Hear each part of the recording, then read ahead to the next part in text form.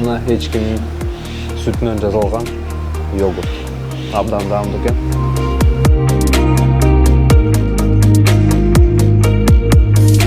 Бияка келгениме аябай көп болуп калып, кайсы тармакта иштегенимди унутуп калдым да өз үчүн негизи.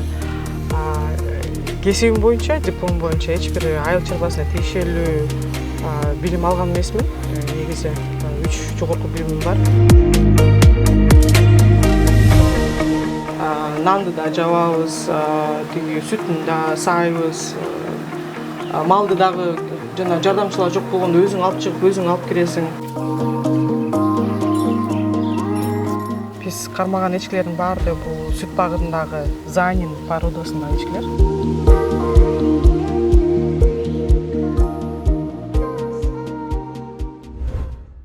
Салам алейкум, коллегалар. Мен Сокулук районуна караштуу Арал деген айылга келген болчумун. Бул жерде эчки чарбасына келгем. Абдан сонун чарбага келдик. Заманбап чарба.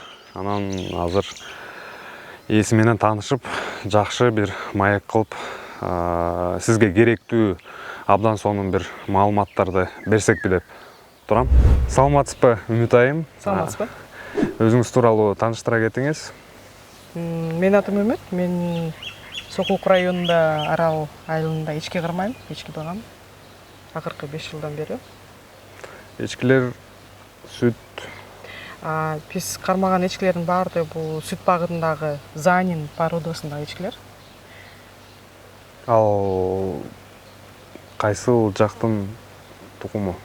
Негизи өзү энелерини, маткаларын бияктан эле тандап алганбыз, жакшы-жакшыларын, селекция деп коет, селекция аркылуу. Анан селекция айыл эмес, селекция процесси аркылуу да. Тандоо. Тандоо аркылуу. Анан ага биз жанагы Голландиянын тукуму болгон ошол Занин породасындагы текелерди алып келип салганбыз да, ошодон бери көбөйтүп атабыз да.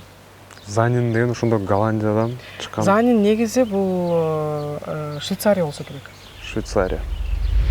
Мен негизи эчкилер жөнүндө тукумдарды билбейм, ошол себептен сурап атам, тактап дагы көрүүчүлөргө айтып койсок аябай жакшы болот. Бул демек баягы таза канга кирип калат да. Биз таза кандууга жеткирели деп аракет кылып жүрөбүз. Ошонун үстүнөн көп жылдан бери иштеп атабыз. Негизи бизге азыр биринчи поколение, экинчи поколение, үчүнчү поколение болуп бөлүнүп кетет да. Ошон үчүн биринчи поколениеда 50-50 болгондой. Энелери бияктыкы тандалган, текелери алып келинген болот да. Анан ар жылы жаңы теке алып келип салганга аракет кылабыз. Демек аргындашылган. Аргындашылган да болот.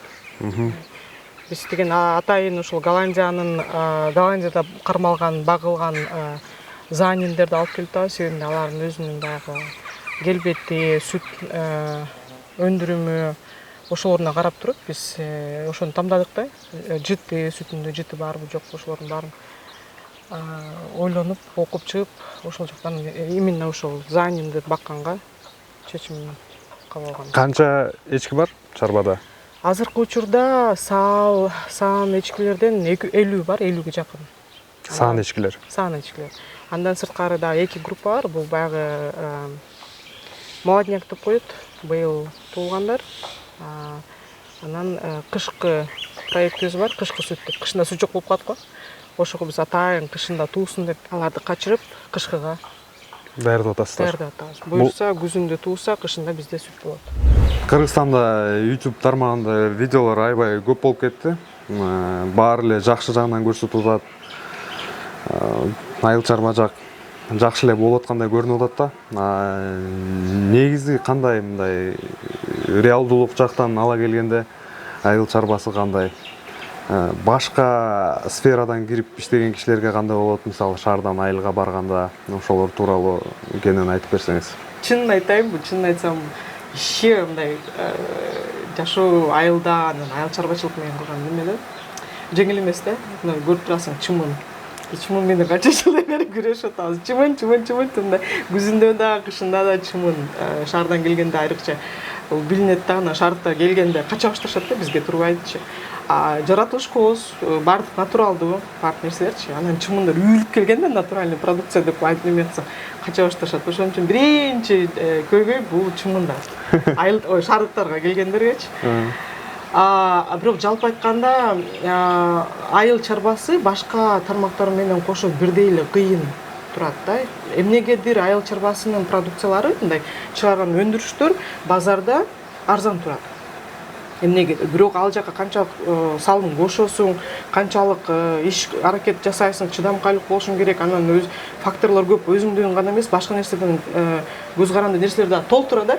Ошо карабай айыл чарба продукциясы арзан келет дагы, башка мисалы IT услугалары, жанагы компьютердик кызматтар, же болбосо бухгалтердик кызматтар, алар кымбатка турат да. Айыл чарбада эч качан выходной деген жок. Onu айылда жашаган элет кыргыздардын баары билсе керек.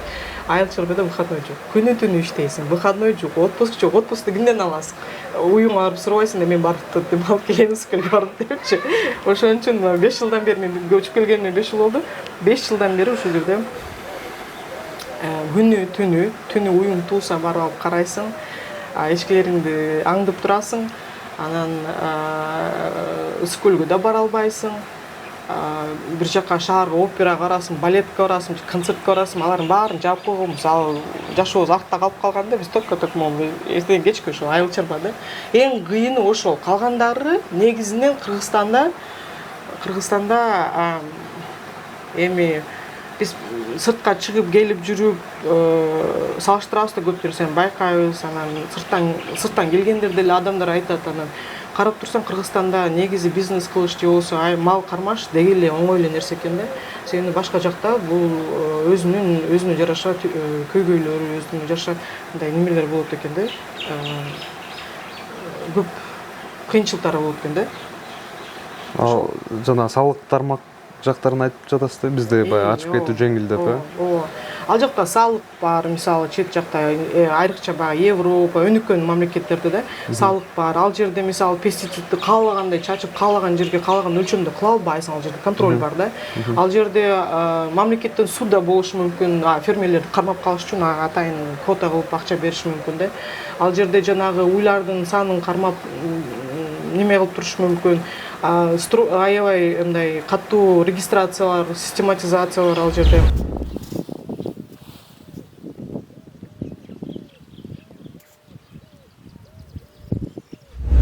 Өзүңүз буга чейин кайсы тармакта иштедиңиз эле, анан кесибиңиз боюнча кайсыл адистикке кирип калат? Мен бияка келгениме аябай көп болуп калып, кайсы тармакта иштегенимди унутуп калдым да өз үчүн негизи. Кесибим боюнча, диплом боюнча эч бир айыл чарбасына тиешелүү билим алган эмесмин. Негизи 3 жогорку билимим бар. Чет жактан да окуп келгенмин. Бирок айыл чарба боюнча, жана суу, ирригация боюнча, зоотехника, инженерия боюнча эч бир мындай немем жок да. Билимим жок. Маалыматым бар болчу, себеби иштеп атканда, баягы окуйсуң да көп нерсени, материалдарды, интернеттен көп нерсени таап, маалыматым көп болчу. Бирок мындай кесиптик билимим жок болчу. Ошол учурда эле тиешеси жок болсо дагы жанагы бүт алган билимдерим ушул ферманы баштаганга, бир системага алып келгенге аябай чоң салым кошуп атат да. Себеби мен биринчи кесибим боюнча англис тил мугалимимин. Анан бүт чет жактагы мамлекеттердин агрардык практикалар бияка ыкмаларын окуп, биякта колдонгонго аракет кылабыз да. Андан сырткары чет жактан келген консультанттар менен иштешкенге аракет кылабыз. Бүгүн кече көрдүңөр, жанагы сүттү Люксембургтон келген, ал эчки фермасында иштеп жүргөн адис. Ал болсо ошол сүтүбүздү эчкинин алдынан туруп саап туруп ичип көрүп туруп жыты жок экен деп, анан эгер жыт болсо кайсы себептер менен болот экенин баарын айтып берип атпайбы. Ошол англис тил ушул жерде аябай чоң ролду ойнойт да. Мен бир гана жергиликтүү практиканы эмес, дүйнө жүзүндө болуп аткан, көбүнчө Европа өнүккөн өлкөлөрүндө болуп аткан практикаларды мен бияка окуп туруп өздөштүргөнгө аракетке салымым чоң кошот. Андан сырткары мен немени окугам, эмне эле АУПКР, биздин Бишкектеги президенттин алдындагы академия. академияда окугам. Ал жерде бизнес менеджмент болчу кесибиз, бул MBA магистратурада. Ал жерде эсептештип, пландаштырыштып, эсеп кысап. ооба, пландаштырып, өздөштүрүп, уюштуруу иштери да, администрирование деген болот, түшүнүк баарын уюштуруп туруш керек да, анан анализдеп, отчет жазып. Отчетту кимге жазасың? Өзүбүздүн ичибизде эле анализ өзүбүзгө керек да, сөзсүз түрдө. Фермер болгондон кийин анализ жазуу керек эмес экен деп ойлош керек. Негизичи. Вот жыл бүттү, жыл отуруп туруп, жылдын аягында сиз бир анализ чыгарыш керек да. Анан үчүнчү кесибимди мактанып койбойм, мен социальный работникмин. Социалдык кызматкермин. Негизи баягы коомдолугун бүт социалдык суроолордун үстүнөн, маселелердин үстүнөн иштеш үчүн кесип алгам, окугам. Бул деген балдардын көйгөйлөрү, энелердин көйгөйлөрү, кары картаңдардын жана башка баягы муктажга болгон, социалдык муктажга болгон адамдардын көйгөйлөрүнө жардам берген социалдык кызматкермин да, негизичи. Анан ушул жерде иштеп атып биз деле жана жолдошум экөөбүз кыйла социалдык суроолорду алып кеткенге аракет кылгам. Себеби дегенде айыл жергесинде жумуш жок дейсиң, жумуш түзгөнгө аракет кылдык. Билим жок дейсиң, окутканга аракет кылдык. Аял кишилер узакка барып иштей албайт экен. Балдары бар болсочу, узакка күйөөлөрү жүрүп кеткен, же болбосо өздөрүнүн мүмкүнчүлүктөрү болуп, баланы караган адам жок болот экен. Аны дагы неме кылып көрдүк да, баягы кызматка, жумушка жана аял кишини алып атканда, алар көбүрөөк эркектерге караганда узагыраак турат экен, узагыраак иштейт экен да. Себебинде балдары бар экен. Анан ошону карап, ошону эске алып туруп, биз алар менен иштешкенге аракет кылып аттык да. Эртең менен чуркап келет, малды саап, чуркап кетет, балдардын тамагын берип, жайлап, кайра кечинде чуркап келет. Же болбосо балдарын да кошо алып келип, биздин жаныбызда балдарды ойнойт да, ата энесин карап. Ушундай да, социалдык суроолорду дагы биз баягы 3 билим болсо, анан жолдошумдун өзүнүн дагы бир топ немелери бар, дипломдору бар. Ошолор менен кошуп, баарын каша кылып туруп, бул жерде бир система түзгөнгө, практика түзгөнгө аракет кылып атабыз. Эмне үчүн эчкилерден баштадыңыздар? Өзү негизи кыргыздарда мындай неме макал лакап бар эмеспи? Эсиң болсо, эчки улак, эчки тууйт. Канча улак? 4 улак, 5 улак? Өзү негизи 4 улак. 4 улакка чейин тууйт экен немелерчи, аябай тез көбөйт экен эчкилер. Анан биз ошол сүтүнө кызыгып, эчкинин сүтү аябай неме келет дейт. Майлуу. Майлуудан дагы жана эне сүтүнө жакыныраак дейчи. Анан гипоаллергендүү келет экен. Баягы уйдун сүтүнө алгыла албаган адамдар, ашказан ууруган же бир кайсы бир ден соолугунда жетишпеген нерселер болсо, уйдун сүтүн алгыла албай калып, ага высыпание болот экен. Бирдеме чыгып кетет экен да элдерге, ар кимдин аллергиясы ар кандай болот экен. Анын эчкинин сүтү уникалдуу болот да. Аны ичкен адамдар сакаят дагы, эч кандай бир мындай немесе consequence деп коет, жанагы бир зыян немеси болбойт экен дагы. Үстүнөн да анын эң негизгиси бул жанагы жаңы эле төрөлгөн ымыркайлар сүт жетишпей калса, эненин сүтү жетишпей калса, ошол эчкинин сүтүн педиатрлар сунуштайт экен да. Чындыгында эле мындай карап биз баягы практикада көрүп атабыз да, эчки менен уйдун сүтүнүн айырмачылыгы аябай чоң экен да. Ошону изилдеген турбайсыздарбы баштардын алдында? Албетте, сөзсүз. Себебинде баардын бирдеменин баштардын алдында сөзсүз түрдө бирдемени окуп чыгып, түшүнүп, билип туруп, анан кийин эрк менен башташ керек да. Болбосо баштагандан көбү баштап эле таштап кое турган адаттар бар да биздечи. Башында баштап туруп, бул меники эмес экен депчи.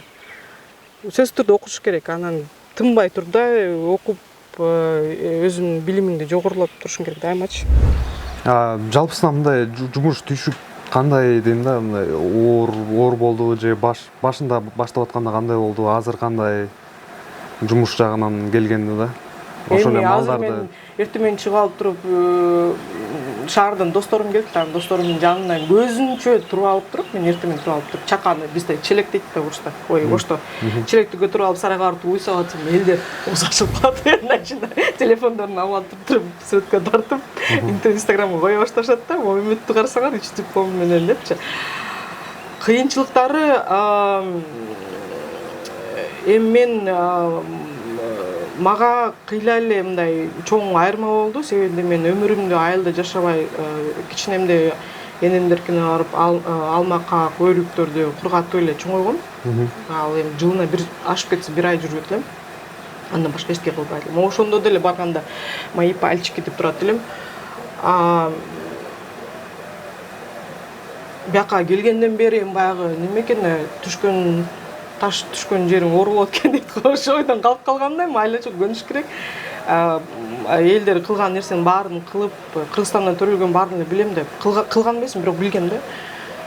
Нанды да жабабыз, тиги сүтүн да сайбыз, малды дагы жана жардамчылар жок болгондо өзүң алып чыгып, өзүң алып киресиң. Сайсың, астын богун, кыгын тазалайсың, ошолордун баарын эле кыласың кадимкидей элечи. Баягы окуп жүргөндөрүң, көрүп жүргөн кинолордо көрүп жүргөн нерселерди азыр өзүм системалаштырылып оюмда бар да, азыр кайсыны кылып, кайсы менен бүтүш керек, кайсы жерде туруш керек. Ошол мага жагат да, система неме кылышчу. Ошону менен азыр ишти алып жүрөм да. Алдымбы коюшум керек. Могу чакалар, челектер, суу ичкендер биякта болуш керек. Немесе жем биякта туруш керек конкретно депчи. Төгүлүп чачылган жаман көрөм аябай. Анан эң дагы бир түйшүк кыйынчылыгы бул жанагы жардамчы түтпөй эткенде бизге бияка ар кимди тартып келесиң.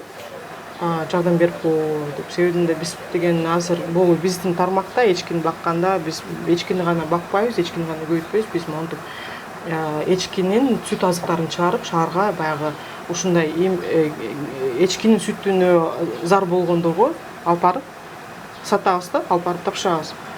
Анан буну аларга тазалыгын, кепилдигин бериш үчүн биз болсо буну жемден баштаганбыз да. Жемди да өзүбүз чыгарып, малды да өзүбүз көбөйтүп, анын сүтүн өзүбүз кайнатып, өзүбүз таркатабыз да. Ошон үчүн иштин көлөмү көбөйүп кеткенде биз көбүнчө баягындай жумуш күчүнө заарбыз да.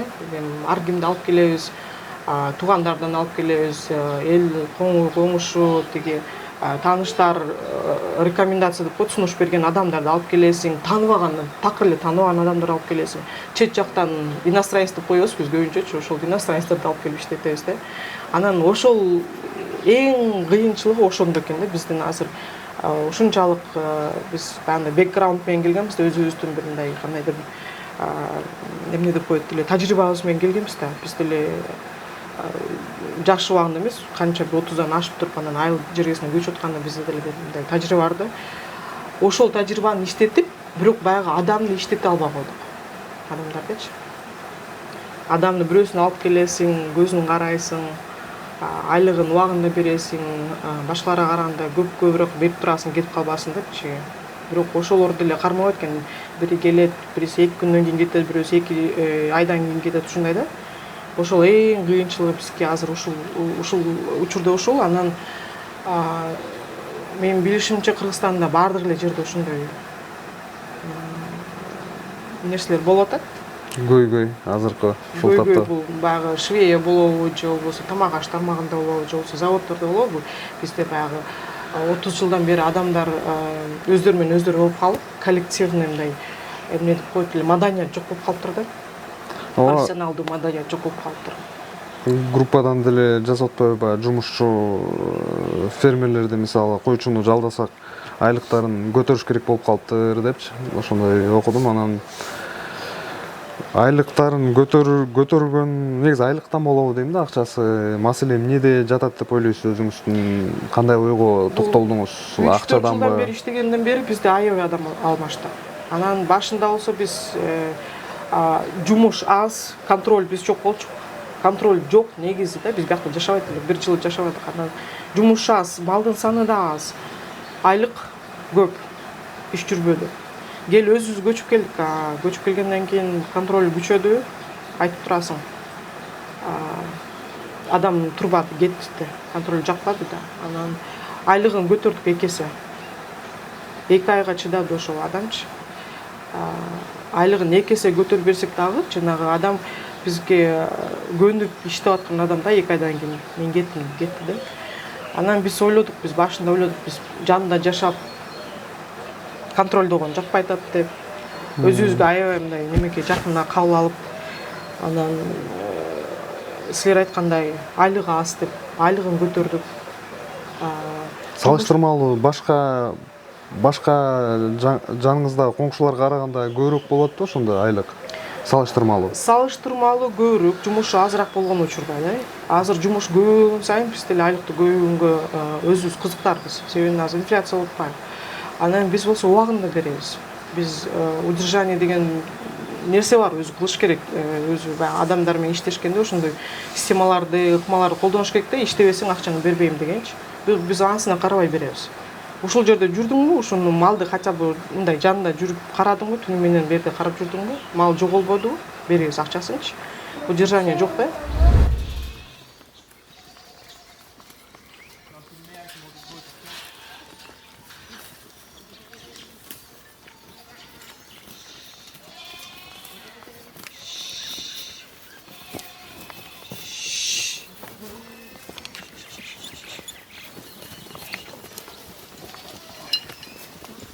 Эчкилер мынакей ушул жерде жайылып жүрөт, абдан сонун талак экен.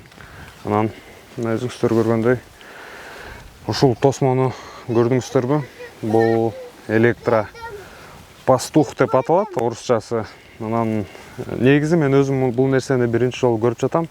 Мен деле видеолордон көрүп жүрчүмүн. Азыр болсо мына кандай жайгашылган, кандай тосулган ошолорун көрүп турам. Анан ушул тууралуу айтып кетсеңиз, эчкилерге кандай иштейт экен, эффективдүүлүгү боюнча? Негизи бул жөнөкөй эле зымтор, ичинде бул эмне эле кыргызча ток өтөт. Ток бар. Ток өтө турган зымдар да. Анан бул зымдарды биз күн ар 2-3 күндө эчкинин санына жараша да, чөптүн өскөнүнө жараша биз жылдырып турабыз. Жылдыргандан кийин эчкилерди киргизип, баардыгын чыгарбай тургандай кылып тособуз дагы, буну токко эле улап коебуз. Тияктан зым тартып келгенбиз, токко улап коебуз. Свет жок күндөрү буну солнечный батарея деп коет, жанагындай күн батареясынан алып койгонбузда бир коюп коебуз, күн тийгенде бул ток берип, кичинекей эле вольт менен иштей берет. Адам деле кармаса болот, бир мындай жагымсыз бир мындай неме берет да, реакция берет да. Телевизордон көрсөңүздөр керек. Анан булар эчкилер биринчи эмес, бул 2-3 жылдыктарда анан булар көнүп калышкан, булар билишет. Буга келсе ток тартат, ошон үчүн чыгышпайт да. Чыга албайт. Чыга албайт. Же болбосо мындай тордо азыр жөн эле секирип аттап кетмек, Андайлар да бар. Мисалы, мына мен карап турган 003. Бул аябай мындай активдүү, акылдуу эчкиде. Булар болсо ушул баштасачы. Биринчи баштап көрөт, тийип көрөт. Анан ток жок болсо үстүнөн секирип, өткөтүп калышат. Анан жагымдуу чөпкө.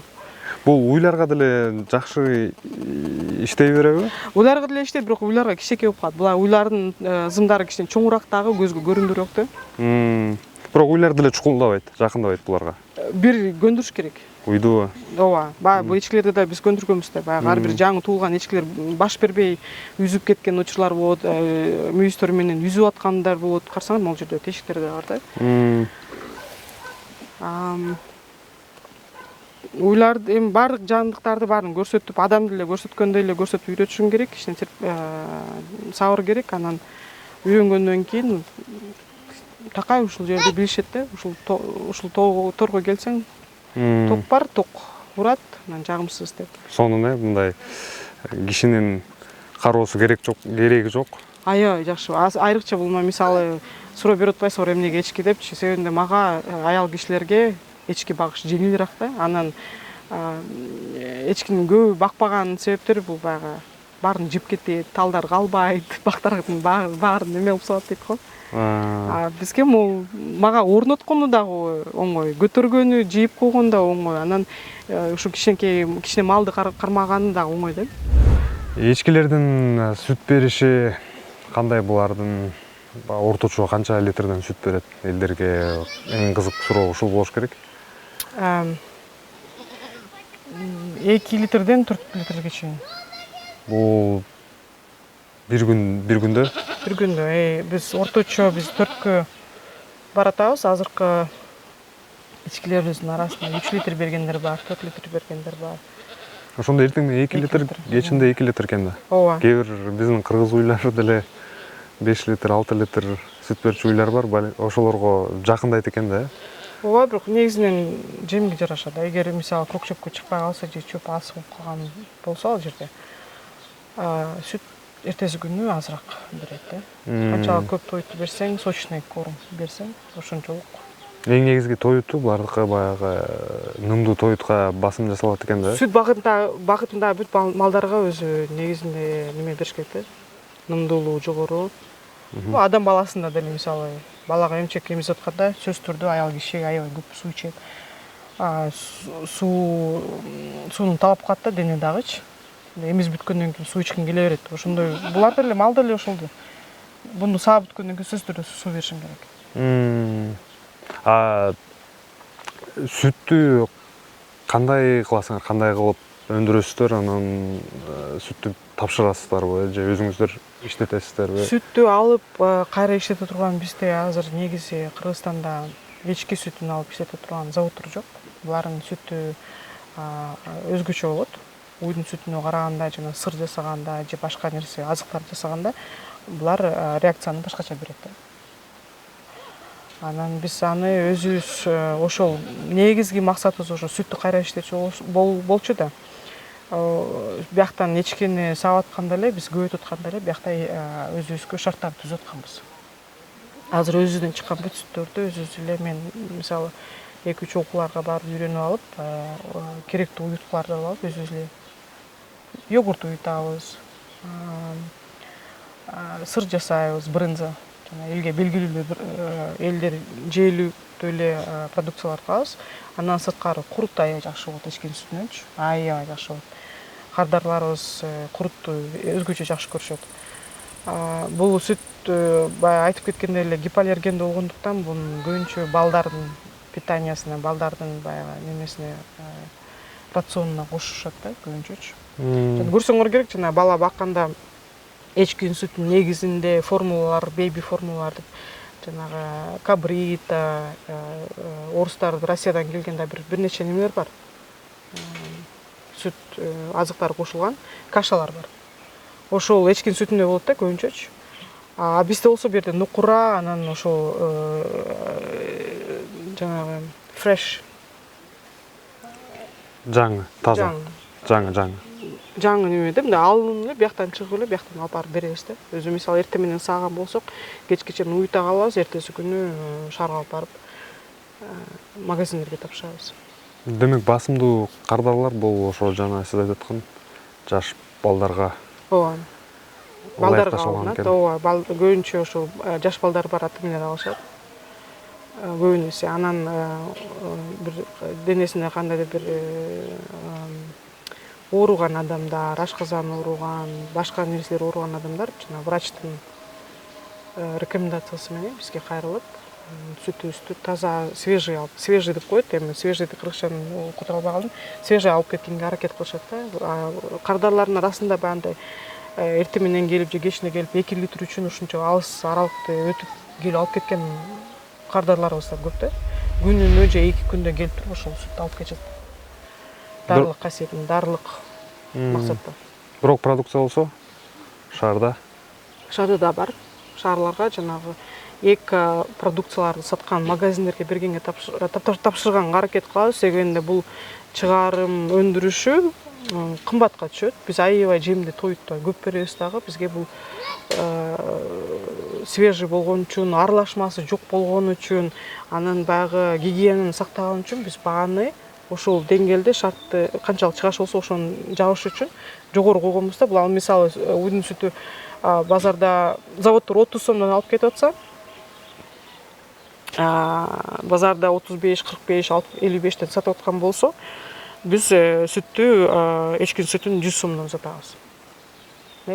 Ал деген анын ичинде чыгашалар бар. Биз тоютту көрүп атсаңар кандай тоюп беребиз да. Эмгегибиз канча. Анан баягы гигиенаны сакташ үчүн канча неме аракет кылабыз. Себебинде сүттү эгер ошол жерде эле алып туруп кайра иштете баштабасаң, сүт жыт бере баштайт. Эчкини жетечи. Ошон үчүн сүт чыкканда эле эч бир жакка мындай таза шартта кармак алып келип туруп кайната калсаң, бактериялар өлтүрүп. Анда эчки нейтралдуу, мындай эчкинин сүтү экени билинет, бирок нейтралдуу болот да, эчкинин жыты болбойт анчалыкчы. Ошол эле тоют боюнча негизи булардын рациону кандай, жайкы мезгилде, кышкы мезгилде кандай багылат? Жыл сайын биз неме жанагы нымдуулугу жогору тоюттарды бергенге аракет кылабыз. кымбатына карабай ошону беребиз. Мисалы азыр көк чөптө турган болсо кышкыга өзүбүздөн тоют свекла Тоют кызылчасы. өндүргөн заготовка кылган аракет кылабыз. Андан сырткары силос кылабыз. Жүгөрүн алып эле жанагы учурунда чаба калып, аны жандай эки неменин ортосуна салып, үстүнө пластик менен жаап, нымдуулугун кармап, анан керектүү бактерияларды кошуп, өзүбүзгө байытып алабыз да.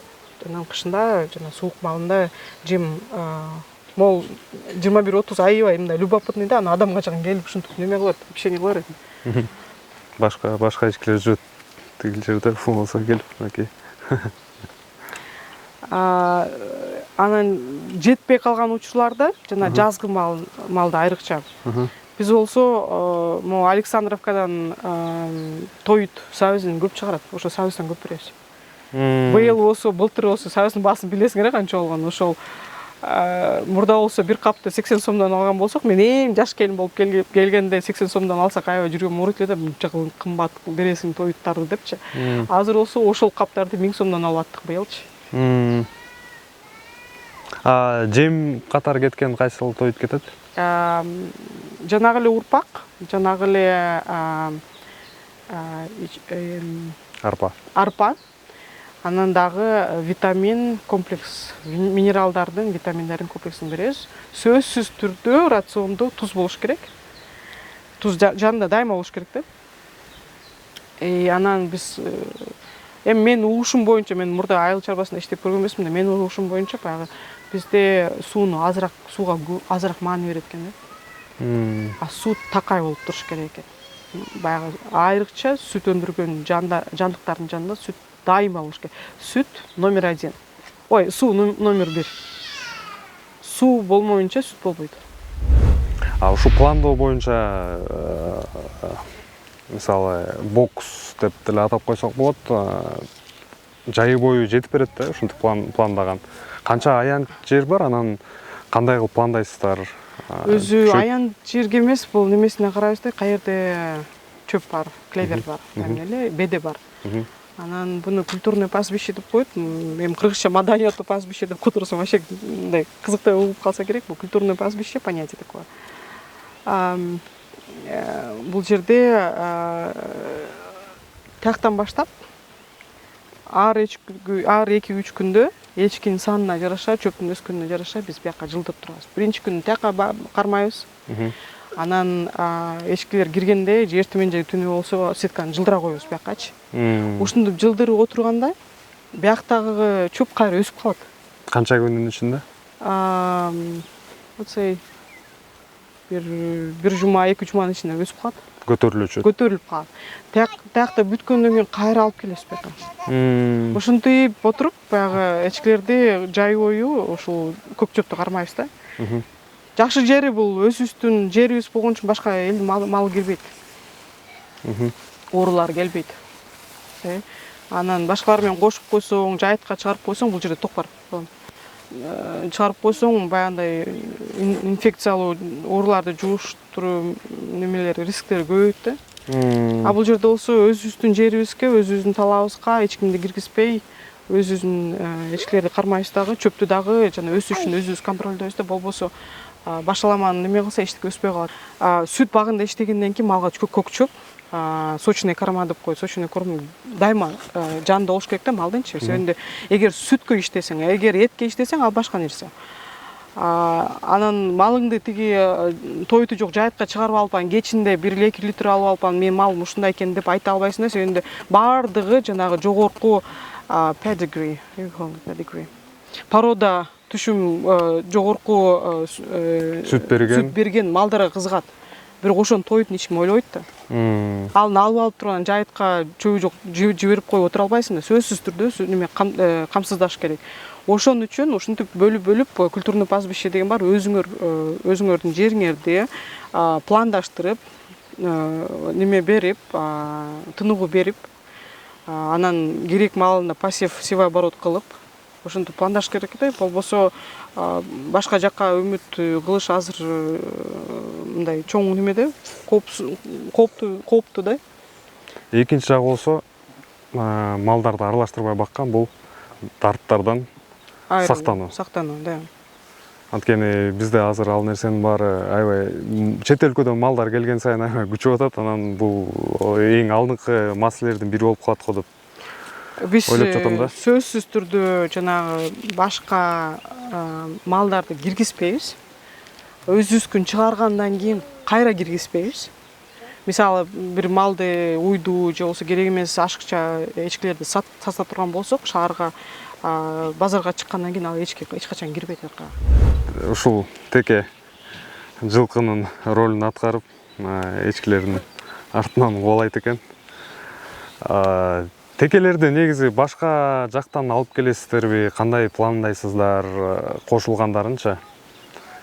Биз сөзсүз түрдө жана текелерди жакын жердеги, жакын региондордо текелердин эмесин карайбыз.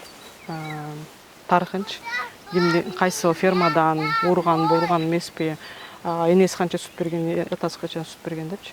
Анан ошого карап туруп, анан мамлекеттик деңгээлде жанагы кагаздарын туурулап туруп, алып келип карантинге коюп, керектүү мөөнөткө.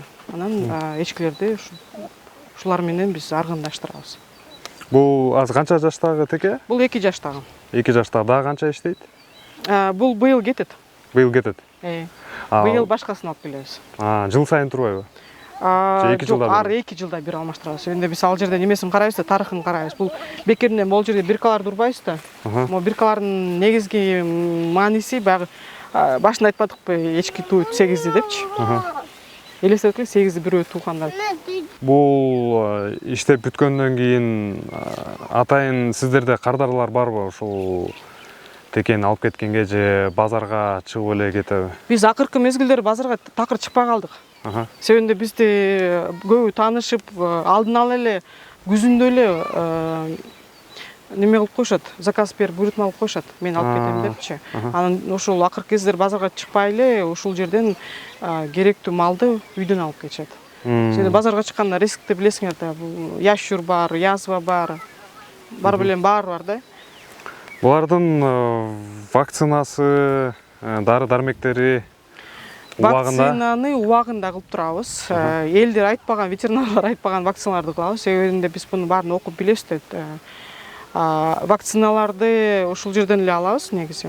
Ошондо чет өлкөдөгү колдонулган мисалы вакциналар, дары-дармектер кандай иш-чаралар жүргүзүлөт, ошолорду дагы жүргүзүп турбайсыздарбы?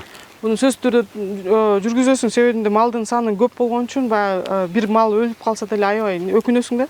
Ошон үчүн алдын ала эле деп биз баягы өзүнүн кичине майда малга тиешелүү бүт ооруларга каршы убагы менен календарь план түзүп алганбыз. Ошо боюнча биз прививка вакцина берип турабыз. Жаш бала ымыркка эми эле төрөлгөндө бүт этап менен алат го, ошондой нерселердин баарын өздөрүнө беребиз да. Негизинен буларда кара өпкө деген жаман оорусу бар экен. Өпкөсү сууга өтүп, жөтөлө баштайт экен да. Ошого каршы беребиз. Бруцеллезго каршы. Буларда деле яшурга каршы? Яшурга каршы да бергенбиз вакцинанычы. Себебинде эгер региондо жанагы оору күчөп аткан учурда буларга да келип тийиши мүмкүн да. Бир адам ошол короодо басып келип биздин короого келсе, сөзсүз түрдө алат экен оорулардычы. Сүттү кайра иштетүү боюнча негизи сиздер эмне себептен сүттү кайра иштетели деп, дароо эле кайра иштетип кетели деп ошол чечимге келдиңиздер?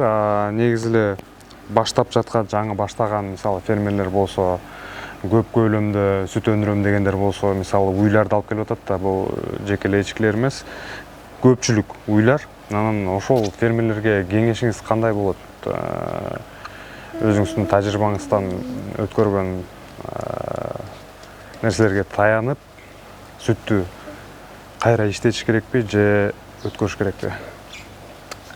Өзү негизи нукура натуралдык продукцияларга спрос суроталап көп да. Анан ошонун негизинде эле иш алып барып, сүт өзүңөрдөн чыккан сүттү кайра иштетсеңер, эгер адамдар түшүнсө, силер жайгашкан аймактагы адамдар ошону билсе, силерди баалап, сүтүңөрдүн баасы кыйла мындай жогорку нарк менен кетиши мүмкүн да. Негизи айтарым бул баягы биздики артезианал деп коет, жана крафт деп чет элдиктер башка мамлекеттерде жанагы үйдө жасалган, бизде деле бар го, жана домашний дейт го.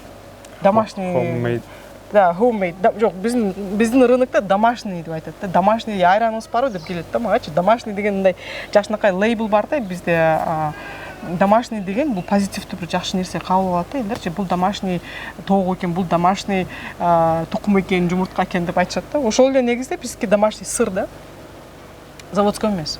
Заводдун деле жакшы жерлери бар. Ал жерде мисалы көп баягы гигиена стандарттары эгер болгон болсо ошолор немеге алынат. Бул домашнийде де жакшы жери баягы сүт өзүңдүкү. Сүт таза. Ошону алып келип туруп тез убакытта баягы сборщиктердин ордунда эч ким неме кылбайт дагы, өзүң эле алып келип туруп кайра иштете билсең, сүттүн баасынын немеси жогорураак кетет да тапшырганга караганда. Эгер мүмкүнчүлүк жок болсо, анда сүттү деле мисалы эгер жанын жакын жерде завод болсо, ошолорго тапшырсаң деле жакшы акча түшөт го деп ойлойм. Мен дегеним башка бир байкеден угуп калдым да, ошо дароо иштеткенге караганда сүттү башында өткөрсөк жакшы болмок экен деп айтканына мен жеке оюм түшүнүгүм боюнча баягы көп убакыт кетип калды, анан каражаттар да көп кеткендигине байланыштуу деп коем да. Бул тажрыйбадан болуш керек дейт. Тажрыйба топтоп туруп анан киришсе кандай болуп калат деп ошондо ойлонгон болчумун да. Бул бардыгы индивидуал түрдө да, себенде ал деле жакшы болушу мүмкүн. Алардын өзүнүн тажрыйбасында, өзүнүн шарттарында сүттү көп алып эле тез убакытта тапшырып, кайра эле оборот кылган жакшы болушу мүмкүн. Менин тажрыйбамда мен жана ар бир немеге нарк кошотам. Нарк деген бул жана ценность кошотам да, балуулук кошотам. Менин сүтүм жөн гана сүт эмес, бул нак нукура сүт депчи. Таза жерде жейилген, пластиги жок мисалы да, эртеден кечке көк чөптө, жем жакшы жерде неме кылган. Үстүнө мен баягы йогурт жасасам, үстүнө бифидо бактерия кошом. Бунун балуулугу жогорулайт да. Бул жөн гана йогурт эмес, жана немеге барып сатып ала турган. Бунун балуулугу бул эчкинин сүтүнөн жасалган. Таза түрдө жасалган. Анан сырткары бифидо бактерия кошулган, байтылган. Ушинтип балуулук кошулган сайын анын наркы да көбөйөт да. Эгер ошо балуулукту кошконго дайыр болсоңор, кызыктар болсоңор, эмнеге ошондой иш жүргүзсө болбойт. Мен азыр ошондо отуруп, мен өзүмдүн рыногумду, өзүмдүн кардарларымды өзүм түзгөм да.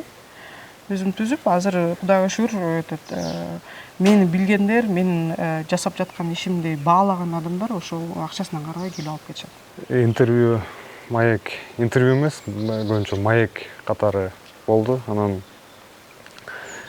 көптөгөн маалыматтар болду. Эгерде аягына чейин көрүп келсеңиздер, менин оюмча жакшы маалыматтарды алдыңыздар деген ишеничтемин. Фермерлерге каалоо тилектериңиз болсо бир-эки сөз айтып койсоңуз болот. Мен сүйлөтүп койсоң, мен кечке эле сүйлөй берем. Негизи мен глобалдуу темаларды сүйлөгөн жаш көрүмдөй каалоом бул негизи айылда жашап көнгөн адатыңарды шаарга алып барып башка билбеген нерсеге алмаштыргандан алысыраак болсоңуздар дегеним. Анан шаарда тургандар жана айылда иштеп фермерлер кыйналып, бул деле бул бухгалтерден же болбосо кайбир IT специалист болбосо деги кандай дагы адистер ошолордун деңгээлиндеги эле жумуш булчу, кесипчи. Буну деле баалап билиш керек дагы. Анан ошолорго көбүнчө фермердик продукцияларга, өзүбүздүн Кыргызстанда чыккан продукцияларга көбүрөөк неме баа бериш керек да, ушуларды колдоп, ушулардын продукцияларын алышыбыз керек да. Анан өндүрүүчүлөр, кичинекей өндүрүүчүлөр болсо дагы, мисалы переработка кыласыңбы, кайра иштетесиңби, Кыргызстандын элин ойлоп, жанагы food security деген бар.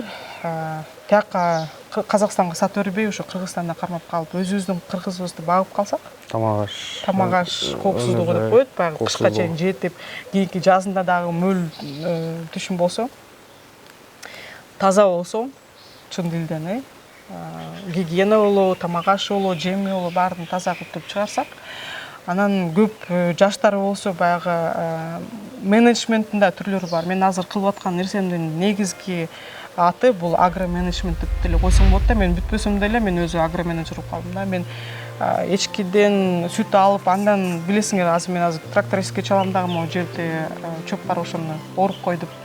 Управление, башкаруу да, менеджмент.